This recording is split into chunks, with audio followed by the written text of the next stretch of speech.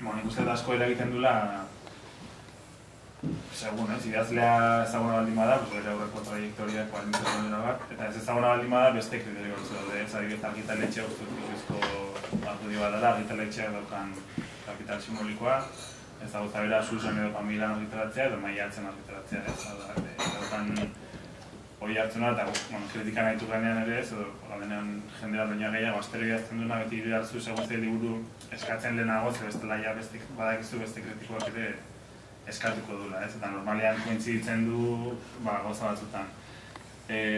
Badago argitaletxearen kontua, eta bestetik guztut baita ere gero eta gehiago egileak, inkluso liburu idatzea aurretik izandako ibilbide paraliterarioa, ez? Osea, edo literarioa, edo extraliterarioa, edo egon izan den irakurle klubetan, idatzi duen aldizkaritan, kazetaria izan den, Twitterren dagoen, ez dakit zer.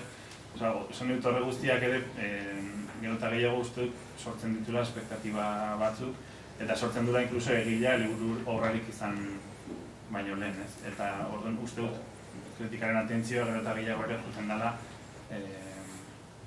horrelako liburutara, ez? Batetik ekonomiko hori argitaletxena eta bestetik literaturaz kanpoko edo literaturakin batera dihoazen beste fenomeno guztiak, ez? Eta, zer geratzen den kanpoa, nik uste dut hori, Ibonek seinalatu induena, ez?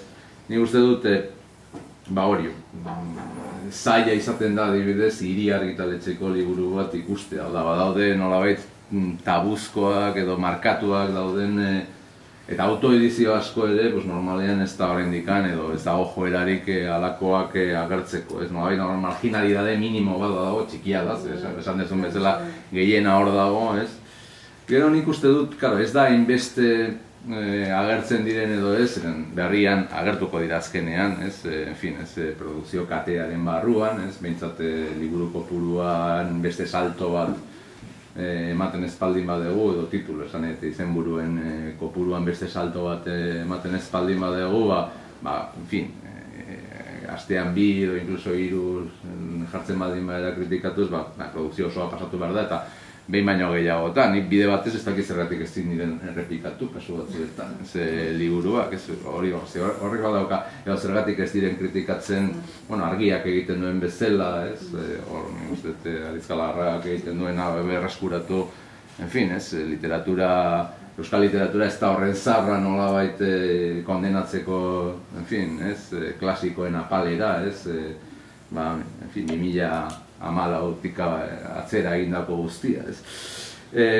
Baina, bai da kritiken kopuruan ikusten da hori, ez? Eta nik uste dut Zeitgestarekin daukala, denboraren espirituarekin. Badaude gauza batzuk, autore konsagratu, den 17. liburua delako, edo dena delako bati, nik uste dut hortik aratago di joana, batzuena jarraitzen da egiten eta beste batzuena ez, baina hori, konexio bat denboraren espirituarekin.